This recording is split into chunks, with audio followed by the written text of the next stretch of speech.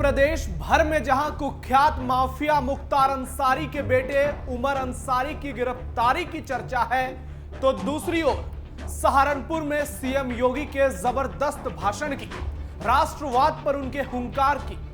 दरअसल सहारनपुर से सीएम योगी ने भगवा आतंकवाद और हिंदुत्व पर कांग्रेस और समाजवादी पार्टी को कुछ इस कदर एक्सपोज कर दिया कि विपक्षी खेमे में सन्नाटा पसर गया। अखिलेश राहुल की बोलती बंद हो गई। मालेगांव बम धमाका, भगवा आतंक, महाकुंभ, राम मंदिर, ऑपरेशन सिंदूर और पाकिस्तान को लेकर सीएम योगी ने राहुल गांधी और अखिलेश यादव पर एक के बाद एक ताबड़तोड़ हमले बोले।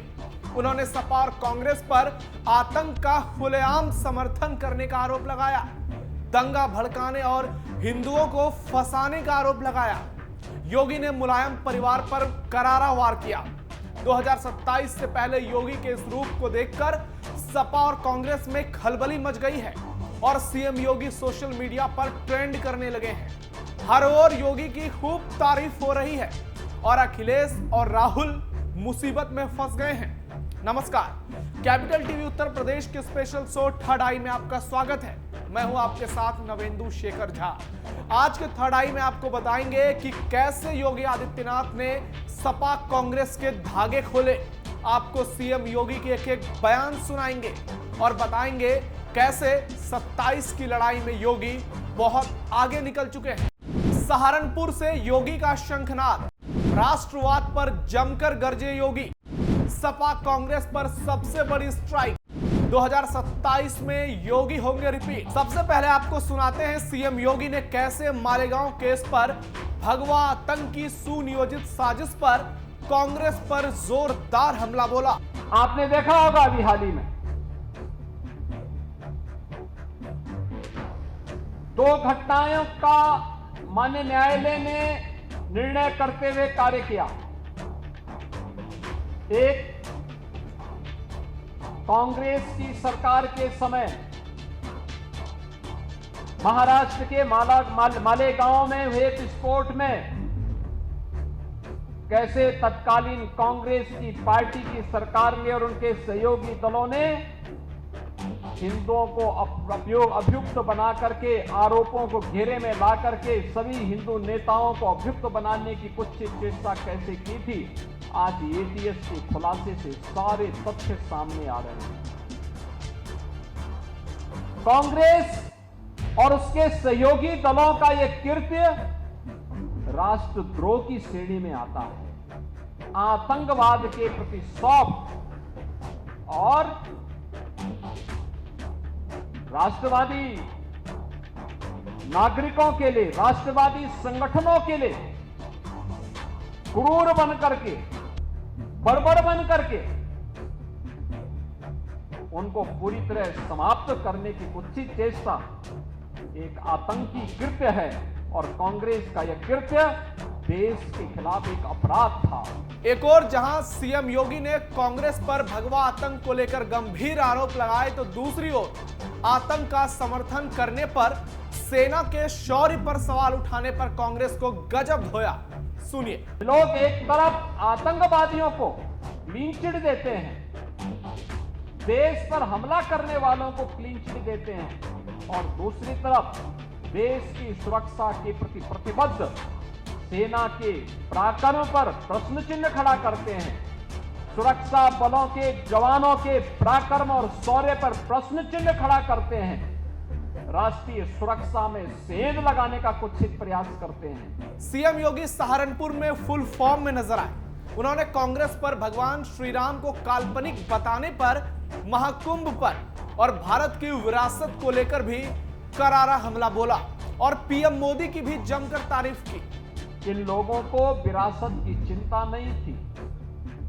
विरासत की चिंता होती तो कांग्रेस अपने समय में, जब कांग्रेस को समाजवादी पार्टी समर्थन करती थी, तब कांग्रेस ने अपने समय में राम सेतु को तोड़ने का निर्णय लिया था। उच्चतम न्यायालय में जो शपथ पत्र दाखिल किया था, उस समय कहा था कि राम और कृष्ण हुए ही नहीं, राम और कृष्ण हुए ही नहीं, उन्हें मिथक माना था। इन लोगों से विरासत की संरक्षण की उम्मीद की ही नहीं जा सकती। मां शाकंभरी का कॉरिडोर ये बनाएंगे, काशी विश्वनाथ धाम बनाने का कार्य ये लोग करेंगे, अयोध्या में राम मंदिर के निर्माण के लिए ये लोग कुछ प्रयास करेंगे, या महाकुंभ का भव्य और दिव्य आयोजन ये लोग कर पाएंगे, इसकी कल्पना भी नहीं की जा सकती थी और उन्होंने किया भी नहीं। तो इनको विरासत पर कहने का कोई अधिकार भी नहीं है। भारत के विरासत का संरक्षण करने के साथ साथ विकास की प्रक्रिया के साथ हम उसे जोड़ सकें, इस जोड़ने की प्रक्रिया को ही प्रधानमंत्री जी ने विरासत और विकास के समन्वय के साथ आगे बढ़ाया है। सुना आपने कैसे सीएम योगी ने कांग्रेस की लंका लगा दी।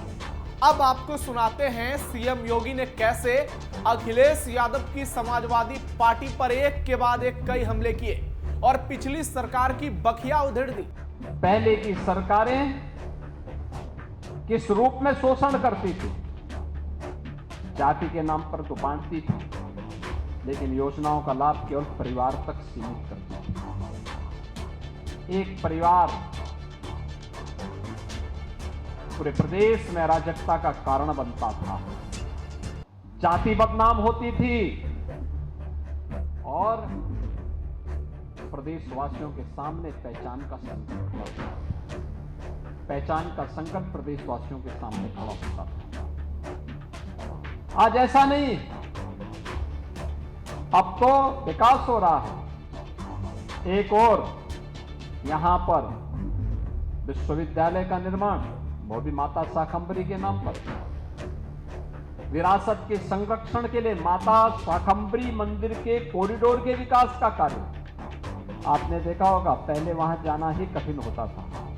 अब तो बेहतरीन कॉरिडोर बन रहा है और कॉरिडोर के साथ साथ हम लोगों ने व्यवस्था की है कि एलिवेटेड मार्ग इस रूप में हम वहां तैयार करेंगे।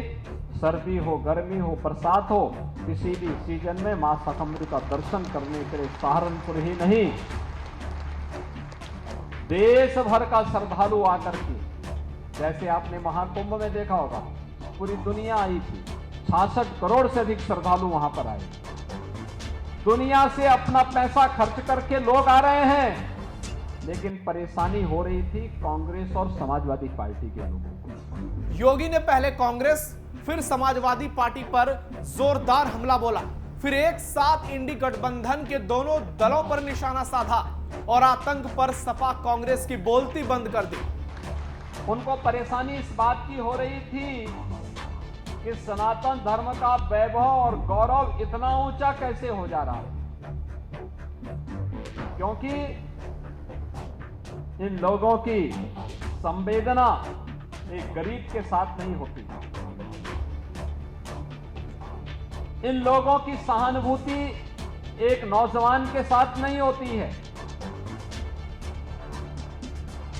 इनको भारत की विरासत पर गौरव की अनुभूति नहीं होती है। भारत और भारतीयता अगर आगे बढ़ता है तो इनको परेशानी होती है,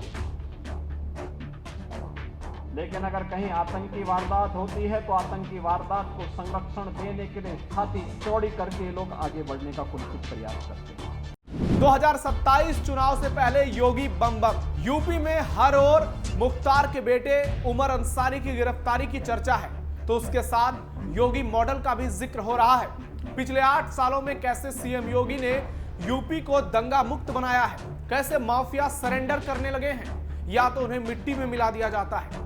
बुलडोजर एक्शन और एनकाउंटर की पॉलिसी ने पूरे देश में योगी की एक अलग पहचान बनाई है। और अब बारी है 2027 की। उपचुनाव में शानदार जीत के बाद योगी का उत्साह चरम पर है। बीजेपी एक बार फिर से योगी के चेहरे पर ही उत्तर प्रदेश में चुनाव लड़ने के मूड में है और इससे अखिलेश यादव परेशान है। वो पीडीए का जाप कर रहे हैं, पीडीए पाठशाला खोलकर बैठे हैं। हालांकि इसे लेकर भी उन पर केस दर्ज हो गए हैं, लेकिन अखिलेश जिस तरह से खुलकर भारतीय सेना का समर्थन नहीं कर पाते, खुलकर आतंक का विरोध नहीं कर पाते, खुलकर हिंदुत्व का समर्थन नहीं कर पाते, खुलकर मुस्लिम आतंकवाद का विरोध नहीं कर पाते, तुष्टीकरण की सियासत करते हैं, उससे अखिलेश की छवि को गहरा झटका लगते जा रहा है और सीएम योगी अपने विकास कार्य से, अपने सुशासन मॉडल से यूपी की जनता के दिलों में बसते जा रहे हैं। तमाम सर्वे में वो 2027 को लेकर भी आगे चल रहे हैं। ऐसे में अब अखिलेश यादव के लिए बड़ी चुनौती सामने आ गई है। उनके पास अब कोई विकल्प नहीं है, अब उनको कुछ नया करना होगा।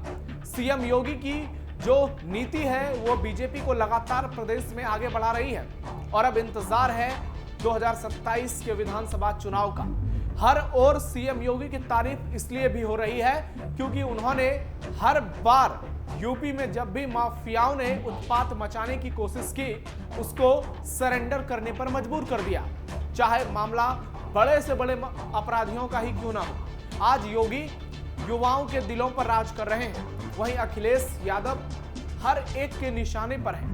वोटर लिस्ट रिवीजन का मामला हो, वक्फ संशोधन कानून का मामला हो या फिर ऑपरेशन सिंदूर का, अखिलेश यादव के बयानों ने हिंदुओं को एक गहरी चोट पहुंचाई है। जिस तरह से वो गौमूत्र पर, गौ माता पर, राम मंदिर पर टिप्पणी करते हैं, उनसे उनकी छवि को बड़ा नुकसान पहुंचा है, जिसका सीधा असर 2027 के चुनाव में देखने को मिल सकता है। सीएम योगी ने सहारनपुर से जब हिंदुत्व पर शंखनाद की हुंकार भरी तो प्रदेश की जनता गदगद हो गई और सोशल मीडिया पर लोग सीएम योगी की खूब तारीफ कर रहे हैं। उनके वीडियोस वायरल किए जा रहे हैं और ये तब हो रहा है जब चुनाव सिर पर है। तो आपको क्या लगता है 2027 में कौन बाजी मारेगा?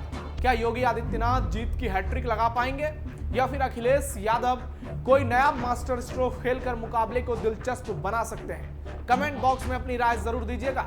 फिलहाल के लिए इतना ही। कैपिटल टीवी उत्तर प्रदेश के स्पेशल शो थर्ड आई के इस वीडियो को शेयर जरूर कीजिएगा, लाइक जरूर कीजिएगा और चैनल को सब्सक्राइब भी कीजिएगा।